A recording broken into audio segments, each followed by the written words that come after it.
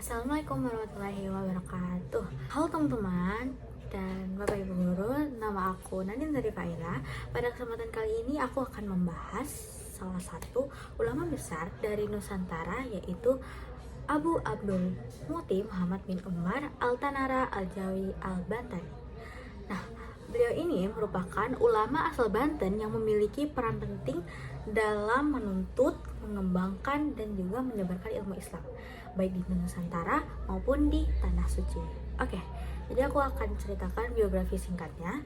Abu Abdul Muti Muhammad bin Umar Al-Tanara Al-Jawi Al-Bantani lahir di Tanara, ya Banten, sebuah wilayah yang dikenal sebagai pusat perkembangan Islam sejak masa Kesultanan Banten. Nah, kita ulik satu-satu nama beliau. Nama beliau memiliki makna yang dalam, seperti Abu Abdul Mu'ti, yaitu gelar kehormatan. Muhammad bin Umar, nama dirinya dan juga nama ayahnya. Al-Tanara, yaitu asal daerah dari Tanara. Al-Jawi menunjukkan asal dari Nusantara. Dan yang terakhir, Al-Bantani menegaskan dari Banten. Sejak kecil, beliau tumbuh dalam lingkungan yang religius. Pendidikan agama sudah menjadi bagian dari kehidupannya sejak dini. Nah, beliau ini dikenal sebagai anak yang rajin dan tekun, memiliki kecintaan tinggi terhadap ilmu, disiplin dalam belajar, dan memiliki akhlak yang baik dan juga rendah hati. Sejak usia muda, beliau juga sudah mempelajari Al-Quran, dasar-dasar fikih, akhlak Islam. Nah, hal ini menjadi fondasi kuat dalam perjalanan keilmuannya di masa depan gitu. Nah, terus, perjalanan hidup beliau merupakan bagian paling penting yang menunjukkan perjuangan luar biasa dalam menuntut ilmu. Pada masa itu, banyak ulama Nusantara melakukan rihlah ilmiah atau perjalanan jauh untuk mencari ilmu ke Timur Tengah, terutama Makkah. Hal ini juga dilakukan oleh beliau gitu. Perjalanan ke Tanah Suci, beliau memutuskan untuk pergi ke Makkah demi memperdalam ilmu agama. Tentunya perjalanan ini itu tidak mudah karena pertama, dia harus menempuh perjalanan berbulan-bulan. Yang kedua, menggunakan kapal laut dengan fasilitas yang sangat terbatas. Selanjutnya, menghadapi risiko cuaca, penyakit, dan juga keterbatasan bekal. Namun, semua itu tidak menghalangi semangat beliau gitu. Nah, terus beliau juga pernah saat menuntut ilmu di Makkah ini, sampainya di Makkah, beliau belajar dengan sungguh-sungguh. Di sana beliau juga berguru kepada ulama-ulama besar, terus juga beliau mengikuti majelis ilmu setiap hari dan juga menghafal dan memahami berbagai kitab gitu. Nah, ilmu yang dipelajari beliau meliputi tafsir Al-Quran, hadis, dan juga fikih. Juga ada tauhid dan juga akhlak. Beliau menghabiskan waktu bertahun-tahun di sana hanya untuk belajar ilmu Islam gitu.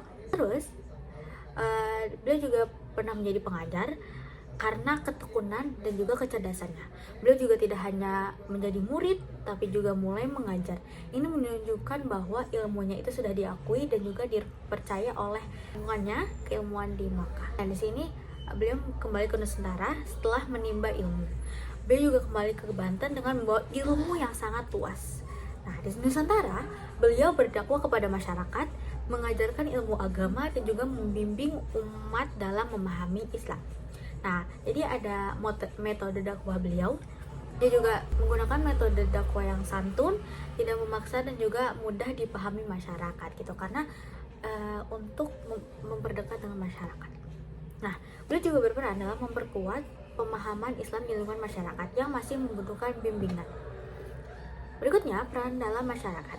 Beliau menjadi tokoh yang dihormati karena keilmuannya, akhlaknya, dan juga cara berdakwahnya yang bijak. Perjalanan hidup beliau mencerminkan perjuangan panjang dari mencari ilmu, mengembangkan ilmu, dan juga menyebarkan ilmu gitu.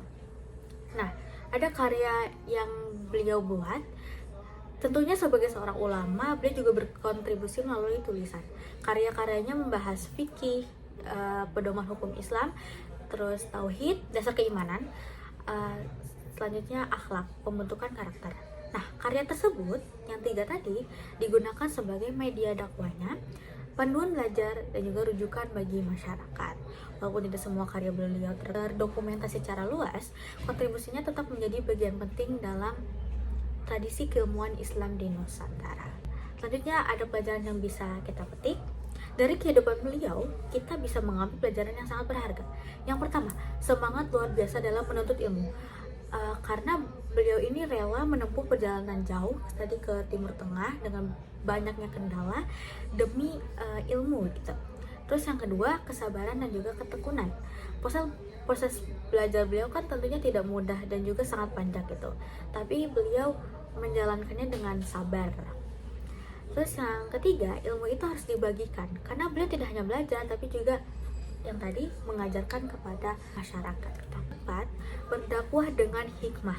Cara beliau yang santun membuat dakwah ini mudah diterima oleh masyarakat gitu. Yang terakhir, beliau ini merupakan rendah hati. Meskipun berilmu tinggi, beliau tetap sederhana. Jadi sebagai penutup, Abu Abdul Muktim Muhammad bin Umar Al-Tanara Al-Jawi Al-Bantani ini adalah contoh ulama yang memiliki dedikasi tinggi dalam menuntut dan juga menyebarkan ilmu. Semoga kita bisa menjalani semangat beliau dalam belajar dan juga menjadi generasi yang bermanfaat bagi masyarakat. Sekian dari aku. Wassalamualaikum warahmatullahi wabarakatuh.